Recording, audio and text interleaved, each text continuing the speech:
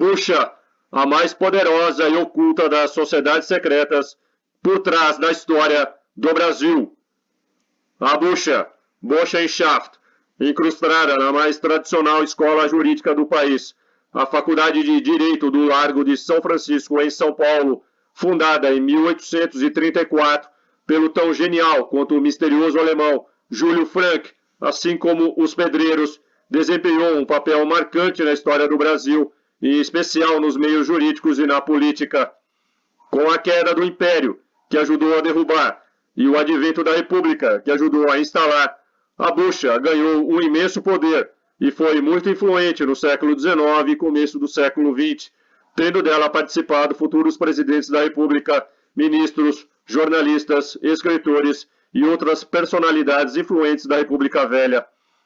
Após a década de 1930, com o governo Getúlio Vargas, perdeu grande parte de sua força, mas nunca deixou de escolher quem iria governar o país, atuando clandestinamente nos bastidores.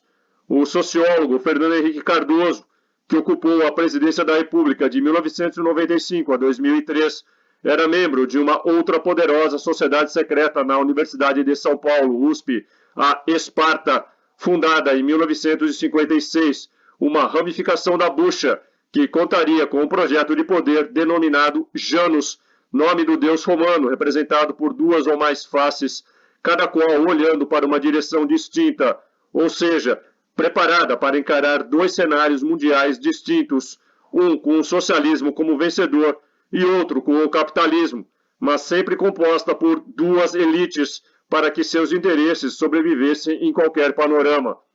Entre seus membros estariam proeminentes figuras acadêmicas, como Perseu Abramo e Florestan Fernandes, ambos fundadores do Partido dos Trabalhadores, PT, que junto com o Partido da Social Democracia Brasileira, PSDB, fundado por FHC, tem se mantido há 30 anos na presidência da República, irmanados em um projeto comum e devotados a uma mesma agenda.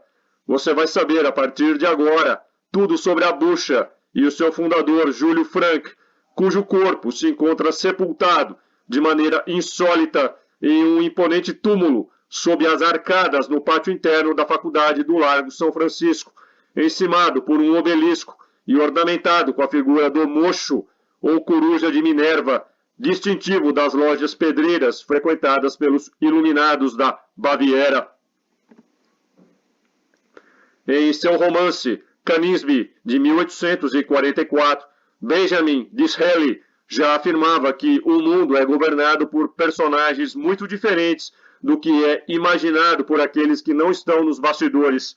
Ou seja, Disraeli, que foi primeiro-ministro por duas vezes, em 1868 e de 1874 a 1880, e desempenhado papel central na criação do Partido Conservador Moderno, já alertava quanto à existência de um governo secreto dentro do governo. A atuação de sociedades secretas, se são bem conhecidas em certos países, são praticamente desconhecidas em outros. O mesmo se pode dizer quanto às próprias sociedades secretas. Algumas são notórias, enquanto a maioria permanece mergulhada nas sombras. Uma que no Brasil exerceu e ainda exerce grande influência, e mesmo assim só é de conhecimento de fechados círculos acadêmicos e ocultistas, é a Bucha, certamente a mais enigmática e poderosa das sociedades secretas tupiniquins. Foi da Bucha que saíram presidentes e muitos políticos, jornalistas, intelectuais e líderes que exerceriam grande poder e influência nos acontecimentos políticos a partir do século XIX. Entre os 133 participantes da Convenção de Itu de 1873, que resultou na criação do Partido Republicano Paulista, o PRP, predominavam bucheiros como Campos Salles, Francisco Glicério, Américo de Campos e Rangel Pestana. Estes dois últimos foram, ao lado de Júlio de Mesquita, os fundadores do jornal O Estado de São Paulo, que foi também uma espécie de órgão oficial da Bucha.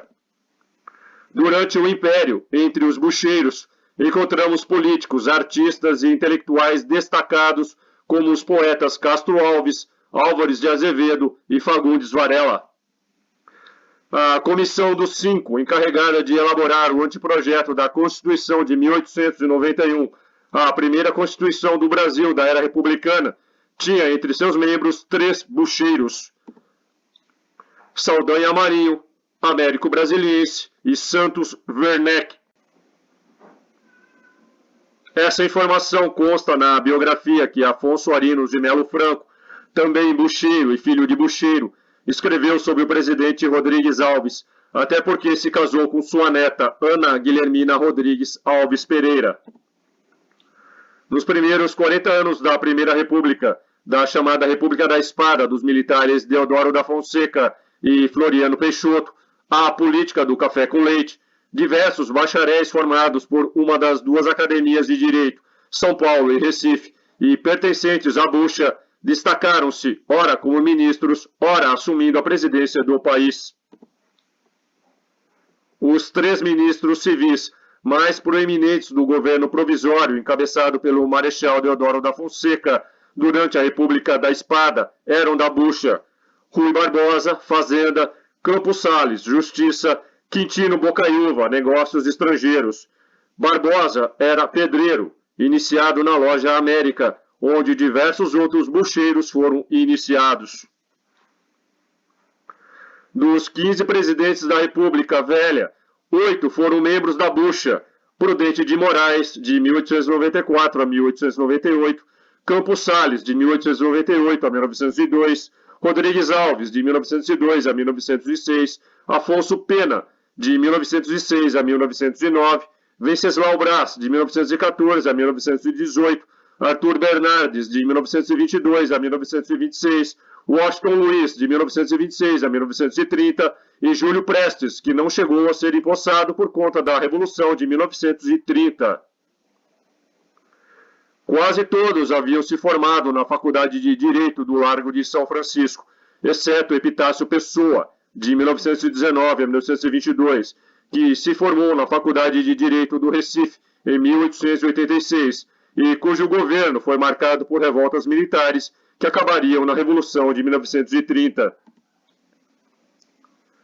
Arthur Bernardes iniciou os estudos de Direito na Faculdade Livre de Direito, atual Faculdade de Direito da Universidade Federal de Minas Gerais, e o concluiu em São Paulo. Nilo Peçanha, de 1909 a 1910, que assumiu a presidência da República após o falecimento de Afonso Pena e se tornou o primeiro negro a assumir o cargo, estudou na Faculdade de Direito de São Paulo e depois na Faculdade do Recife, onde se formou, mas não consta que tenha sido da bucha, embora tenha se engajado nas campanhas abolicionista e republicana e se iniciado pedreiro e grão-mestre do Grande Oriente do Brasil em 23 de julho de 1917, cargo a que renunciou em 24 de setembro de 1919. Quase todos foram membros da Pedreira, daí que o período também seja chamado de República dos Bacharéis ou República Pedreira. Maçons como o jornalista, político e diplomata José Maria da Silva Paranho Júnior, o Barão do Rio Branco, ministro das Relações Exteriores do Brasil, de 1902 a 1912, e responsável pela consolidação das fronteiras brasileiras, também pertenceram à bucha, uma sociedade secreta dentro de outra sociedade secreta, os pedreiros, servindo-lhe de antessala. Tal como sua versão norte-americana, a Skull and Bones, Crânio e Ossos, incrustada na Universidade de Yale, fundada em 1832 por William Huntington Russell e Alphonse Taft, e que teve entre seus membros 3 membros da família Bush, 2 deles tendo sido presidentes dos Estados Unidos.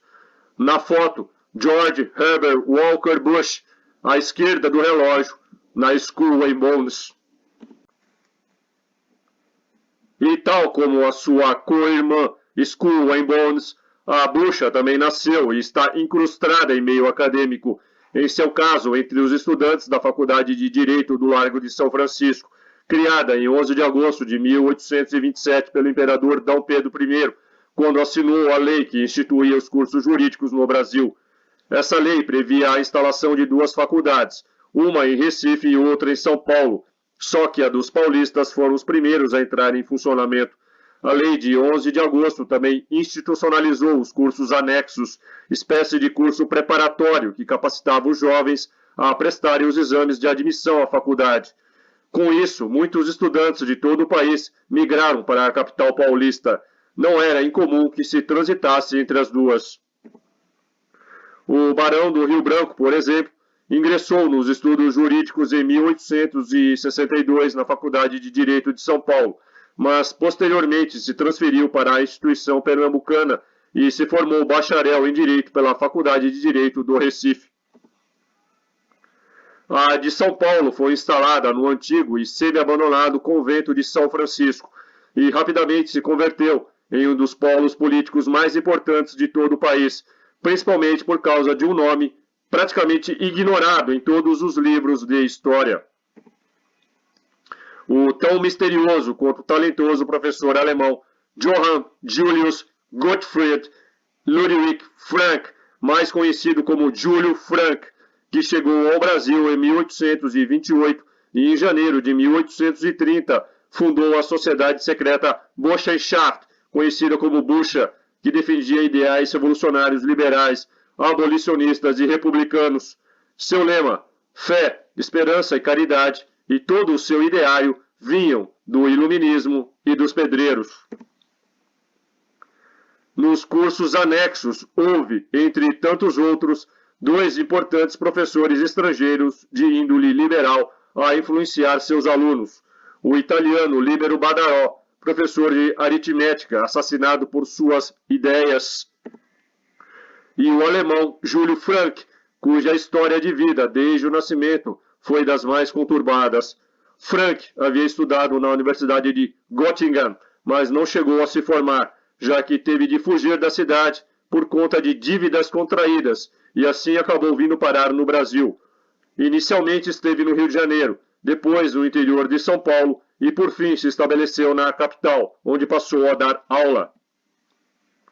Durante uma reunião com o segundanista e futuro sacerdote católico, jurista, professor e político Vicente Pires da Mota e o secretário de governo da província de São Paulo, o magistrado e diplomata José Antônio Pimenta Bueno, o Marquês de São Vicente, Frank teve a ideia de criar uma associação filantrópica similar às Burschenschaften alemãs na Academia de Direito, por conta das condições difíceis em que viviam alguns estudantes sem recursos, de modo a prestar-lhes auxílio e, por extensão, relevar a função social do advogado no seio da sociedade paulistana e brasileira.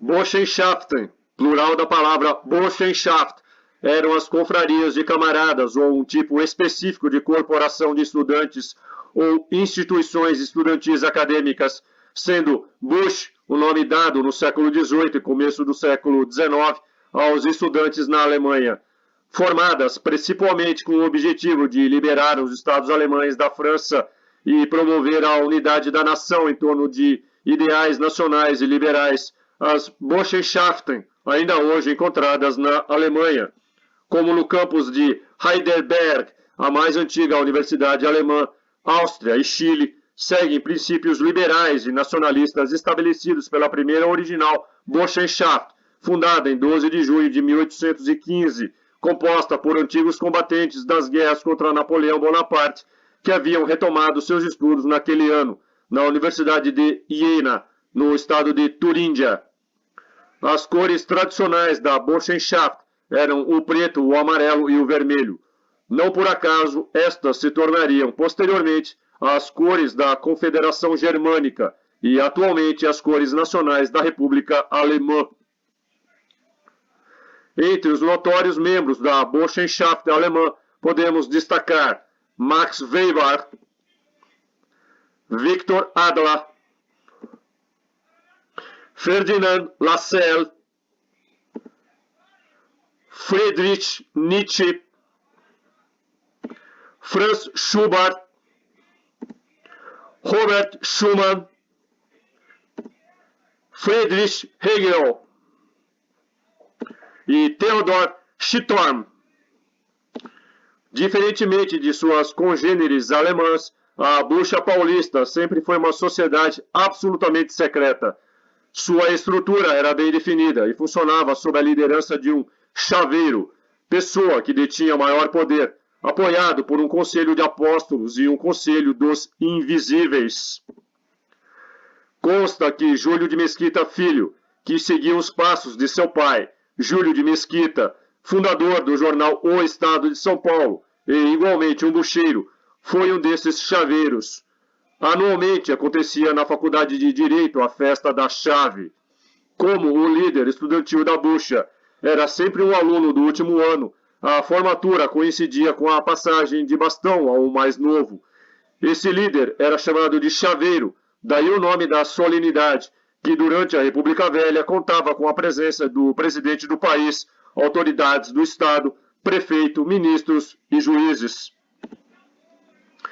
Curiosamente, no filme Matrix Reloaded, de 2003, foi-nos apresentado um personagem chamado O Chaveiro, que foi forçado a trabalhar preso em um escritório a mando de Merovingian, sendo mais tarde libertado pela resistência, mas que acaba sucumbindo nas mãos dos agentes da Matrix.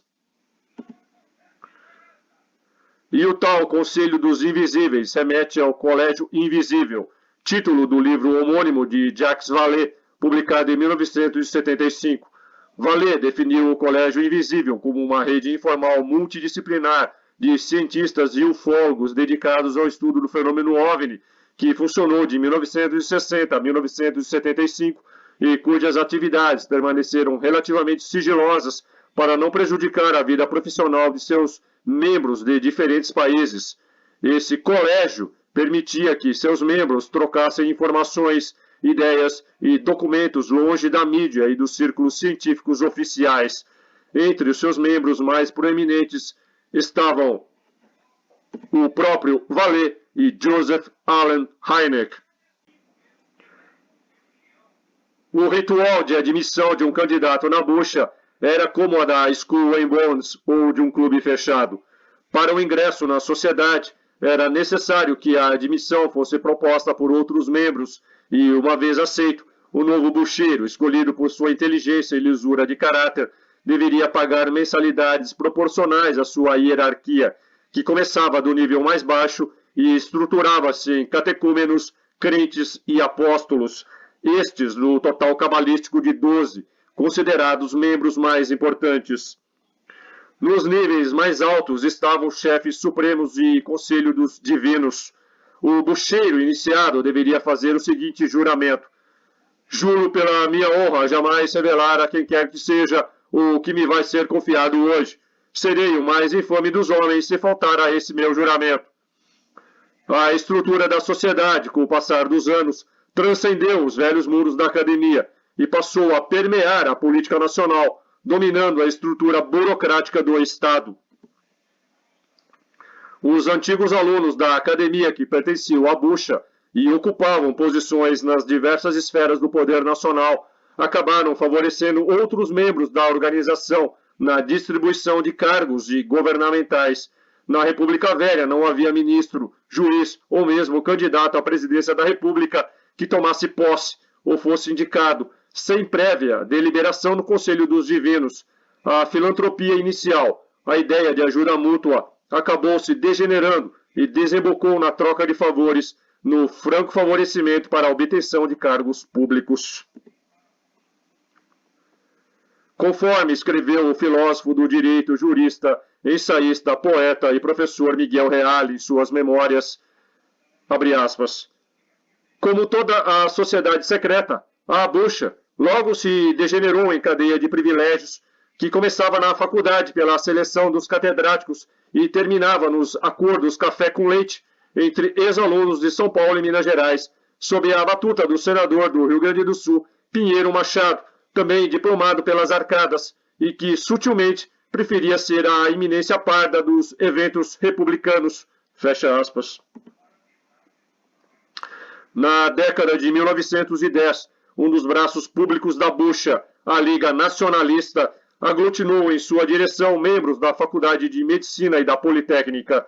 Estas possuíam também suas próprias organizações estudantis, co-irmãs da bucha, a Jugendschaft, União da Mocidade na Medicina, fundada em 1913, e a Landsmannschaft, Sociedade das Pessoas de um Mesmo Campo na Politécnica, tanto do Rio como de São Paulo, fundada em 1895.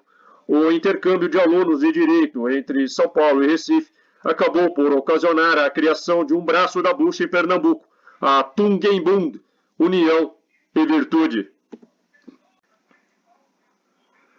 Mas nenhuma delas teve tanta força ou importância como a Bucha, que se reunia no subsolo do prédio, hoje ocupado pela Pinacoteca do Estado. Durante a Primeira Guerra Mundial, um delegado de polícia estranhou a movimentação no Jardim da Luz. Pensando tratar-se de espiões, o delegado invadiu o local, dando voz de prisão a um grupo fantasiado que usava capas de cavaleiro com insígnias coloridas em forma de coração e espadas.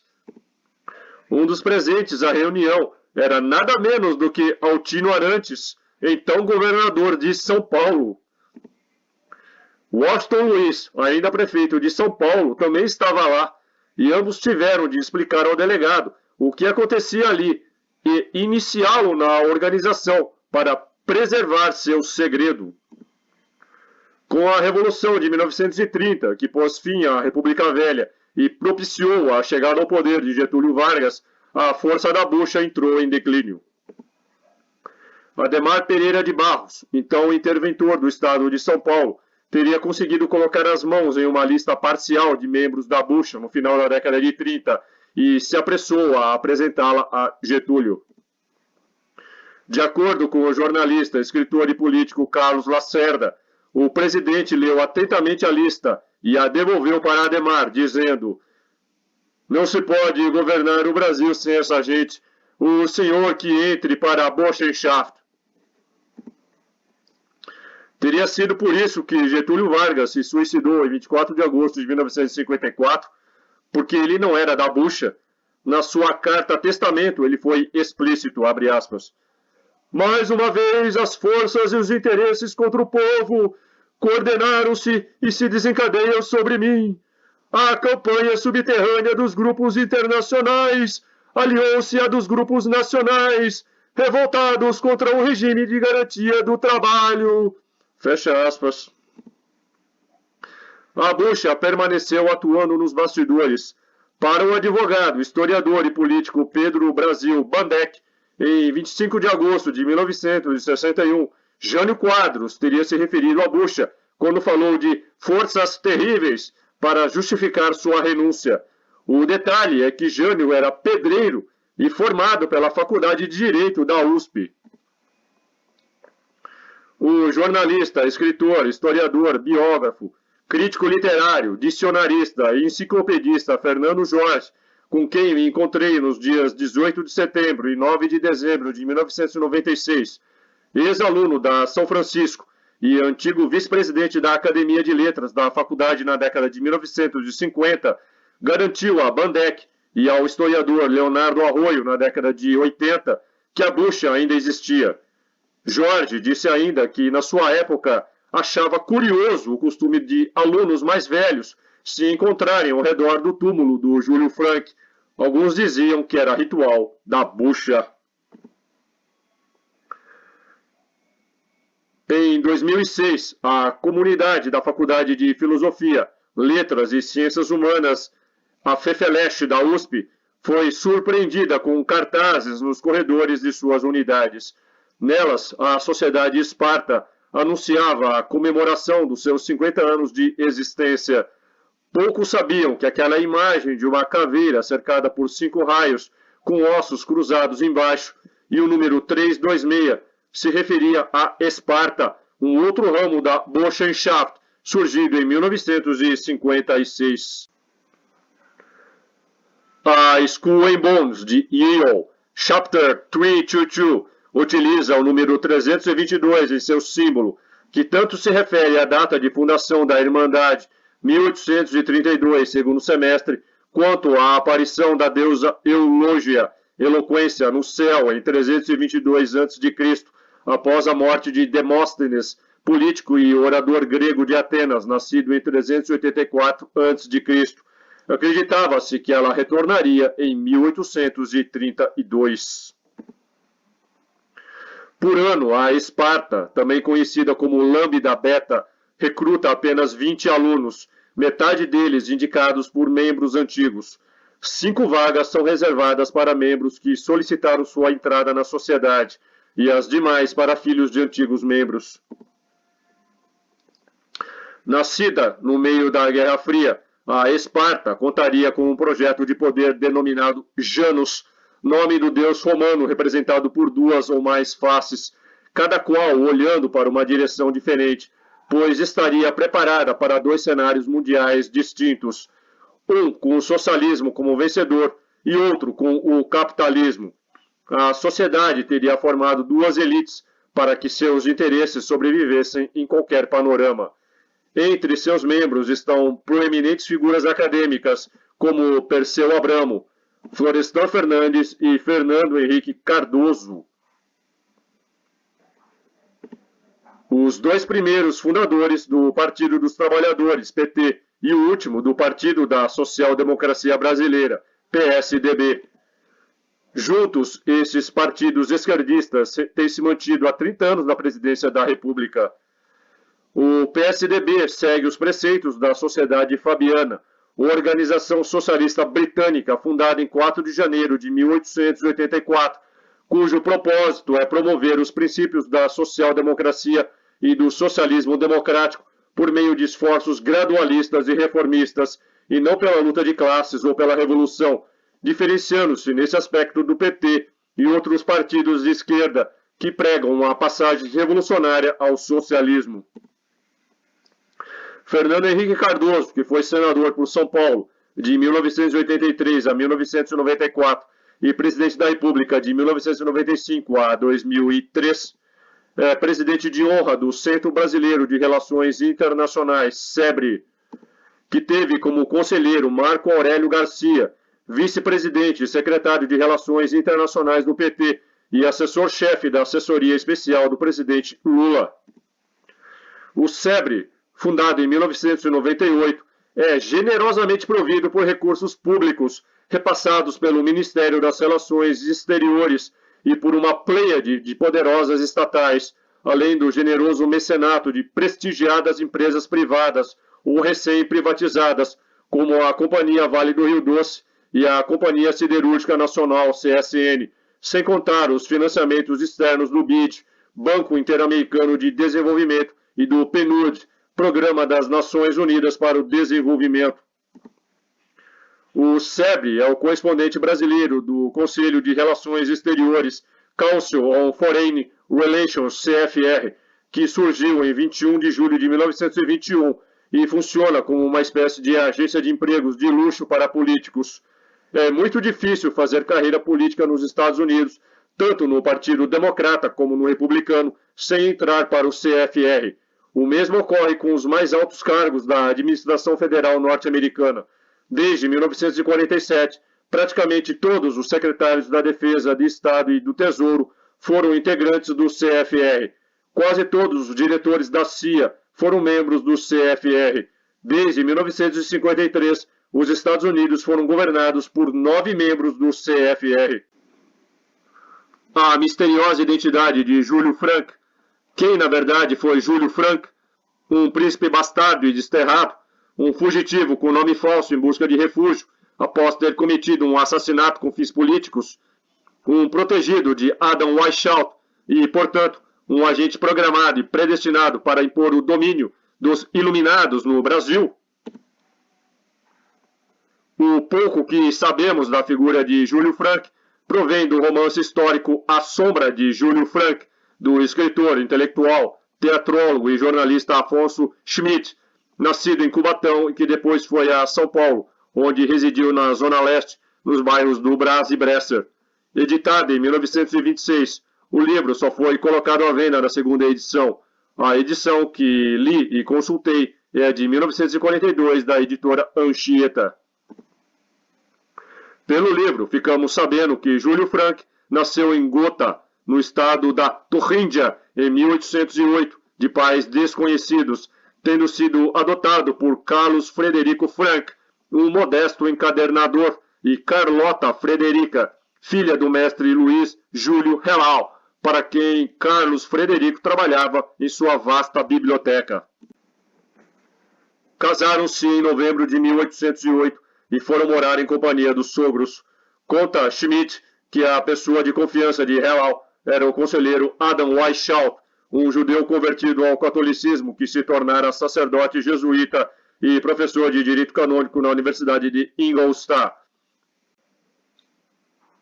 Repelido dos pedreiros em 1º de maio de 1776, numa época em que todas as universidades protestantes possuíam suas sociedades secretas, Weishaupt fundou a Ordem dos Perfectibilistas ou dos Perfeitos, depois Ordem dos Iluminados, na cidade de Ingolstadt, na Baviera, dirigida por um grupo de 12 areopagitas que usavam pseudônimos greco-romanos.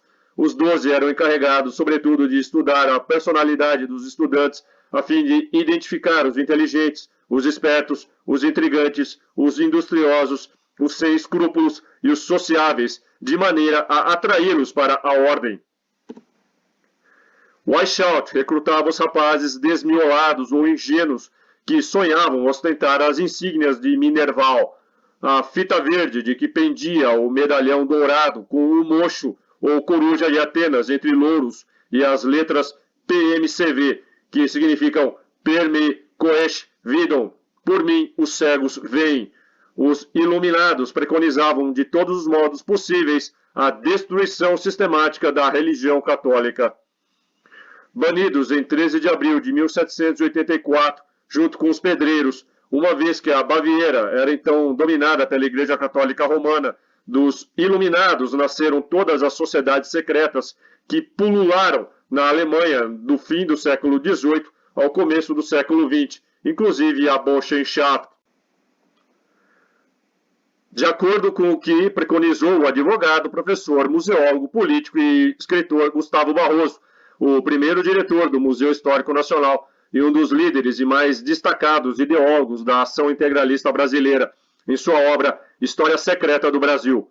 A Burschenschaft, portanto, na acepção de Barroso, nasceu dos iluminados dissolvidos pela polícia bávara. Nada menos do que 2.000 deles foram presos e deportados. Com as mesmas características, criou-se a bucha no Brasil. Daí o seu grosseiro materialismo que campeava no seio da estudantada germânica, disse Barroso. Foi, pois, em consequência dessa perseguição que, numa noite de primavera, Luiz Júlio Hellal, da corte de Gotha, protetor de pedreiros, viu Adam Weishaupt chegar ao seu castelo em busca de pousada e segurança. O duque, em seu comprometimento, não só o abrigou naquela noite, mas por toda a vida, que devia durar ainda quase meio século. Hellal adotou não só Weishaupt como uma criança de estirpe nobre que não deveria nascer, mas nasceu, e que aos seus cuidados lhe fora entregue, e que por sua vez o entregaria para ser criado por sua filha Carlota Frederica e seu genro Carlos Frederico Frank, que, com apenas um mês de casados, o tomariam como a seu próprio filho e o chamariam de João Júlio Godofredo Luiz Frank. No livro Bilder ao Brasilien, de 1885, o professor, folclorista, empresário, político e jornalista Carlos von Kosserit especula a propósito que Frank seria um príncipe alemão desterrado e ilegítimo, considerando que o registro localizado na igreja em Gotha aponta para o casamento de seus pais apenas um mês antes de seu nascimento. Parece lógico que Carlota Frederica e Carlos Frederico Frank o tenham adotado para limpar a barra de alguma princesa, e por isso mesmo ele seria protegido de Adam Weishaupt. Sendo filho de um encadernador oficial da corte, a infância de Júlio Frank foi rodeada de livros, o que beneficiou o seu intelecto, embora não o seu gênio e temperamento. Desde cedo ele se revelava o menino mais inteligente da escola, mas, por outro lado, o aluno mais endiabrado da Europa. Sua precocidade genial era alternada com as reprimendas, os castigos e as contínuas ameaças de expulsão. Seu pai chegou ao ponto de não aturar mais suas travessuras e o expulsou de casa aos 12 anos. Mas quem contava com um protetor como Weishaupt não ficaria desamparado. O fundador da Ordem dos Iluminados logo o matriculou em ginásio ilustre, frequentado pelos filhos das nobres famílias da cidade, além de abrir para ele um crédito em determinada loja para o que fosse necessário. Foi, pois, nessa existência incerta, auxiliado a miúde pelas contribuições de Weishaupt, que ele cursou o ginásio. As dificuldades tinham-lhe feito conhecer o apoio daquela providência que os estudantes alemães conhecem através dos séculos. Uma associação de estudantes, ramificada por todos os estabelecimentos de ensino, cujo fim principal é fornecer livros, roupa e matrícula aos rapazes pobres, levados ao estudo por irresistível vocação. Essa sociedade secreta era a Burschenschaft. Refeito e em boa paz, entrou na Universidade de Göttingen, no estado da Baixa Saxônia, junto ao rio Leine, centro da Alemanha. Schmidt narra que ele desembarcou em Göttingen numa tarde de inverno com as mãos abanando e depois de muito caminhar entrou em um sebo, onde lá teve de vender o seu compêndio de demonologia, matéria que no momento muito o interessava, mas que ainda não o tinha lido, para matar a fome. Essa referência de Schmidt é mais um dos indicativos do quanto os membros de tais sociedades secretas estão imbricados com o ocultismo e o satanismo. Júlio aclimatara-se logo naquela cidade e dentro de pouco já havia recomeçado a sua antiga existência de Gotha, ajudado pela Burschenschaft, a qual acessara usando de uma senha e que era justamente a palavra Burschenschaft. Sua inteligência logo conquistou colegas e professores. Assim, pelo talento, dedicação ao estudo e galhardia de atitudes, Júlio Frank conquistou a universidade. Os professores não lhe regateavam elogios e os colegas disputavam-lhe a amizade. Frank, porém, levava uma vida desregrada e luxuriosa e não regateava em ajudar generosamente os amigos. Perdulário, o dinheiro em sua mão escoava-se. No meio da aflição, escrevia cartas a Weishaupt pedindo-lhe dinheiro, que logo lhe chegava, mas sempre insuficiente para cobrir os gastos. Envolvido em brigas e imerso em dívidas, acabou expulso da universidade e teve de fugir. Em janeiro de 1828, Frank, aos 20 anos de idade, encontrava-se em Berlim e morava em um pobre quarto da Gross-Friedrichstrasse. Tinha a alma aniquilada de um velho, embora de quando em quando, mercê da primavera de seus anos, repontasse uma flor de sonho sobre as ruínas, escreveu Schmidt. Suas extravagâncias lhe haviam custado muito caro, e agora o seu orgulho estava horrivelmente abatido. Surgiu-lhe a chance de fugir clandestinamente para o Brasil, em uma época em que as viagens por terra eram lentas e as por mar ainda mais lentas, dependendo dos ventos. Schmidt conta que Júlio Frank sentiu enjoo durante dias no navio mercante e assim que melhorou, teve que começar a fazer duros trabalhos de faxina impostos pelo capitão para pagar a passagem. Nem bem chegou ao Rio de Janeiro, soube de uma caravana que iria para São Paulo, a cavalo, em uma viagem de cerca de um mês. Passou pela capital paulista e prosseguiu até Sorocaba, no interior. Pelo livro de Schmidt, Frank teria desembarcado no Rio de Janeiro, lá por volta de 1828, quando teria uns 20 anos de idade. Outras versões dão conta que ele teria chegado em 1821, com 26 anos. Ora, os registros oficiais dizem que, quando morreu, em 1841, tinha somente 32 anos de idade. Se ele desembarcou no Rio de Janeiro em 1821 e se ele nasceu em 1808, teria então apenas 12 anos de idade. A data referida de seu desembarque como sendo 1821 levou alguns historiadores a identificá-lo com o estudante Karl Ludwig Sand, que na Alemanha fora condenado à morte por assassinato político em 1820 e, por influência das sociedades secretas alemãs, outra pessoa teria sido executada em seu lugar, daí sua clandestinidade. Karl Ludwig Sand foi voluntário contra Napoleão Bonaparte, combateu em Waterloo e esteve na França até 1816 com o exército de ocupação. Voltou para a Universidade de Erlangen-Nuremberg, filiando-se com exaltação na Burschenschaft, Em 1817, Sand ingressou na Universidade de Jena, onde havia sido fundada em 1815 a primeira Burschenschaft. Sand foi sorteado em sessão da Burschenschaft para matar o dramaturgo e escritor alemão August von Kotzebue, autor de mais de 300 peças teatrais, na maioria representadas com grande êxito, e de muitos romances.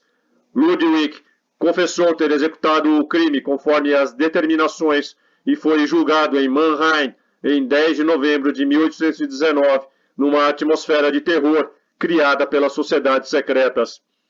Sand não só confessou o crime, como gabou-se de tê-lo cometido e negou ter qualquer cúmplice, sendo condenado à morte.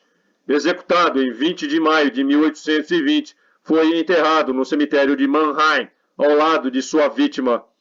Em sua História Secreta do Brasil, Gustavo Barroso defende a tese de que a verdadeira identidade de Júlio Frank era, na verdade, Carl Ludwig Sand, que escapara da execução com a ajuda da Burschenschaft e veio parar no Brasil. De qualquer forma, fosse quem fosse, sua vocação para professor passou a chamar a atenção da elite sorocabana. Frank começou a dar aulas particulares para filhos de fazendeiros, preparando-os para o ingresso na Faculdade de Direito do Largo São Francisco. Com seu conhecimento e sua personalidade, cativou os alunos, de modo que 3 meses depois, quando os estudantes se preparavam para ir a São Paulo prestar os exames do então curso anexo à Faculdade de Direito, resolveram levar consigo o mestre.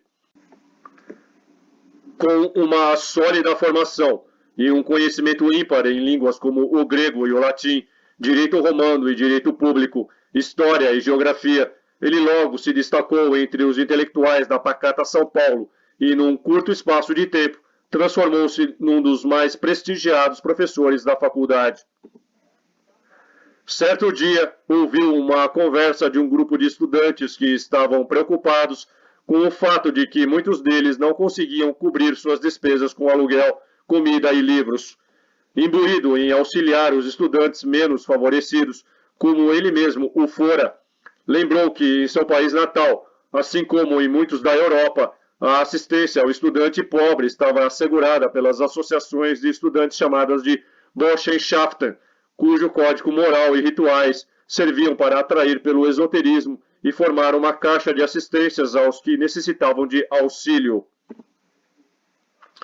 Nessa noite, pelo menos em conversa, ficou fundada a Burschenschaft, que, com o decorrer do tempo, devia passar a ser designada abreviadamente por Bucha. Oficialmente, a Bucha foi fundada em 4 de julho de 1830, com professores, alunos e pessoas importantes da sociedade, em uma reunião realizada numa república na rua São José, atual Líbero Badaró. Júlio Frank, como conhecedor do assunto, ficou naturalmente encarregado de organizar os estatutos e o código moral, enfim, de resolver sobre todos os assuntos relativos a uma sociedade secreta que se preza. Começou com pouco mais de meia dúzia de membros, mas em muito breve já contaria com mais de 200. O primeiro presidente foi o padre Diogo Antônio Feijó, eleito com a primeira diretoria em 28 de novembro e que viria a ser regente do Império em 1835, durante a menoridade de Dom Pedro II. As contribuições eram dadas pelos mais abastados, conforme as possibilidades de cada um. Segundo Frank, a sociedade precisava ser secreta para não causar constrangimentos aos beneficiados. O motivo verdadeiro, é claro, todos nós sabemos. A Pimenta Bueno, um dos fundadores da Bucha, Frank admitiu que estudava as chamadas ciências ocultas, a base de todas as sociedades secretas. Schmidt pôs essas palavras na boca de Frank, a definir o caráter e o alcance que a Bucha teria na história do Brasil, abre aspas. Os que estiverem na academia continuarão a obra de assistência. Os que terminarem o curso terão nela uma sociedade de ex-alunos tão útil e se auxiliarão mutuamente através do tempo. E, ainda mais tarde, se quiser, poderá governar o país. Frank escreveu longas cartas aos amigos pedreiros de Gotha e de Göttingen, nas quais comunicava sua presença em terra tão distante, a situação invejável em que se encontrava no meio dos estudantes e invocava o seu auxílio para melhor desempenhar-se da missão que aqui lhe fora atribuída. Uma carta gastava cerca de 3 meses para ir e outros tantos para o recebimento da resposta. Não raro, o navio que a levava ou que a trazia era tragado pelas ondas ou se espatifava num ilhéu. Por isso, enquanto a correspondência amorosamente ia e vinha, o alemão prosseguiu no trabalho, escrevendo até alta madrugada à luz de um coto de vela. Em 1833, alguns dos seus ex-alunos o procuraram para informar-lhe que havia uma vaga de professor de História e Geografia no curso anexo e incentivaram o mestre a disputá-la. Frank passava por uma fase depressiva e seu estado de saúde não era dos melhores, em razão das noitadas e do apreço que tinha pela bebida. Até para que viesse a sair daquele estado, os amigos insistiram para que ele se inscrevesse. Frank acabou cedendo ao apelo, mas no dia do exame estava em tão mau estado que teve de ser levado ao local. Schmidt afirma que ele só venceu o torpor quando tomou uma dose de pinga numa venda. Então, ganhou disposição, fez o exame e foi aprovado com brilho, sendo depois abraçado pelos estudantes que lhe prepararam a festa. O decreto de sua nomeação tem a data de 7 de julho de 1834. Como professor do curso anexo, o inquieto Frank parecia ter se remediado. Integrou-se de todo naquela provinciana existência e acabou pedindo naturalização. Pouco depois conheceu uma patrícia, filipina, com quem teve uma filha, Bárbara. Os dois, entretanto, nunca se casaram. Da mesma forma, ele nunca abriu mão de sua condição de livre pensador, ou seja, de ateu. Mas, como havia confessado anos antes, Frank fazia o seu sossego do próprio desassossego. Abre aspas. Dentro desse modo de entender e agir, no dia em que se viu estimado, solicitado, com todas as portas abertas diante da sua cultura e do seu trabalho, sentiu a nostalgia da queda e uma grande inquietação começou a perturbá-lo, fecha aspas, escreveu Schmidt. Da pá virada, Frank nunca deixou de ser, intercalado, como escreveu Schmidt, apenas por períodos mornos em que o vício cada vez mais exigente parecia embotá-lo. Frank não se abstinha das suas noites em claro de tragar seus conhaque e rums da Jamaica de que tanto gostava. A sua vida dissoluta certamente contribuiu para que viesse a morrer precocemente em 1841, aos 32 anos, vítima de pneumonia. Como não era católico, seu corpo teria de ser sepultado no cemitério dos aflitos ou dos enforcados, construído entre 1774 e 75, no atual bairro da Liberdade, no quarteirão compreendido entre a Rua dos Estudantes e a Rua Galvão Bueno, local que recolhia indigentes criminosos mortos na forca e escravos. Um ultraje para o venerado mestre. Pimenta Bueno sugeriu então que o enterrassem na própria faculdade, lembrando então que em tempos passados, quando o prédio ainda era um convento, outras pessoas haviam sido enterradas no seu interior. Surgiu daí a ideia por todos aceita. Júlio Frank seria sepultado no pátio da faculdade. Coube ao então diretor da academia, o filósofo, jurista e político José Maria de Avelar Brotero, o conselheiro Brotero, fazer uma solicitação especial ao bispo de São Paulo, Manuel Joaquim Gonçalves de Andrade, que argumentou que não seria possível enterrá-lo na academia, pois aquele era um solo sagrado, já que nele haviam sido sepultadas pessoas católicas. O conselheiro Brotero ficou furioso e teve uma séria discussão com Andrade. O bispo argumentou que o morto era um huguenote protestante e Brotero respondeu que ele tinha alma cristã, era a bondade em pessoa. O sacerdote acabou cedendo e Frank foi enterrado na academia. E assim foi feito. e os amigos de Frank ainda custearam a execução do seu imponente túmulo, onde seus restos permanecem sob as arcadas, tombado pelo patrimônio histórico pela Resolução de 17 de abril de 1978. Na parte superior, há um obelisco de aproximadamente 4 metros de altura, protegido por um gradil de ferro, preso nos ângulos por 4 pilastras. Numa das faces do pedestal, vê-se um dístico em latim, tradução: aqui jaz Júlio Frank, professor da Academia Pública, nascido em Gotha, ano 1809, óbito em 19 de julho de 1841, idade 32 anos, que a terra lhe seja leve. Como se averiguou mais tarde, há engano nessa lápide. Júlio Frank não nasceu em 1809, mas em 1808, como consta dos assentamentos da igreja em que foi batizado. O mais significativo, porém, é a figura do mocho, ou coruja de Minerva, distintivo das lojas pedreiras frequentadas pelos iluminados da Baviera, que ornamenta o túmulo.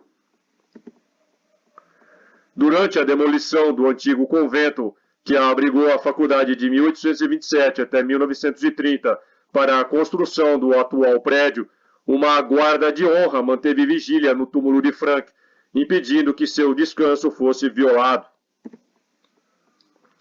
Quase um século depois, em 1935, um jornalista carioca escreveu em seu artigo que, durante a Revolução de 1930, esse túmulo foi misteriosamente violado, ao que dizem, para retirarem de lá os primitivos estatutos e atas da organização, a fim de que tais documentos ultrasecretos escapassem ao conhecimento do público. Seu túmulo é venerado pela tradição acadêmica da faculdade até hoje. Com estas significativas palavras, Schmidt fecha o seu livro, abre aspas. A Burschenschaft sobreviveu ao fundador e, embora desvirtuada, ainda hoje existe. Com o decorrer do tempo, como Júlio Frank previra, tornou-se principalmente uma associação de ex-alunos, cuja força foi crescendo com o prestígio das posições ocupadas pelos seus membros, a ponto de encontrarem-se marcas da sua atividade nos fatos mais importantes da nossa história. Mas este livro não aspira a ser mais do que uma novela. O resto fica para os historiadores. Fecha aspas. Quem não é bucha, leva bucha. O predomínio de uma sociedade secreta como a bucha, desde a época do Império, nos assuntos nacionais, parece constituir uma explicação lógica e racional para a monumental incompetência de todos os presidentes brasileiros desde a República Velha e de suas políticas desastrosas adotadas e, por conseguinte, da situação caótica e lastimável que o país se encontra. De uma sociedade secreta elitista e ocultista, só podemos esperar o benefício para seus próprios membros, e aí se encontra também a explicação para tanto nepotismo e compadrio, bem como para o favorecimento descarado aos seus parentes e apaniguados. Não há nenhuma perspectiva para que o Brasil saia um dia desta tenebrosa situação, mesmo porque é essa sociedade secreta que, nos bastidores, até hoje escolhe quem vai governar o país. É lógico que nem sempre eles conseguem o seu objetivo, por isso é que tramam para a queda do presidente que não esteja alinhado aos seus objetivos. É claro que, a essa altura, todos já perceberam o tamanho gigantesco desse problema, dessa conspiração. Quem não é bucha, leva a bucha. Não é à toa que a quase totalidade do povo, que nem sequer tem ideia da existência de uma tal sociedade secreta, viva levando bucha. Como quebrar o eterno ciclo de presidentes bucha no Brasil, se todo o trabalho é feito na surdina, longe dos holofotes? Além do mais, como atacar uma sociedade que oficialmente sequer existe, se até as que existem e agem abertamente são impossíveis de serem combatidas? Infelizmente, quando se trata de política, o Brasil ainda vai ter muita bucha pela frente. Você pode ler esta matéria completa em meu Patreon. Torne-se o meu patrono e tenha acesso a centenas de conteúdos exclusivos. Dê um like, compartilhe, inscreva-se, torne-se membro e inscreva-se nas minhas redes. Valeu e até mais.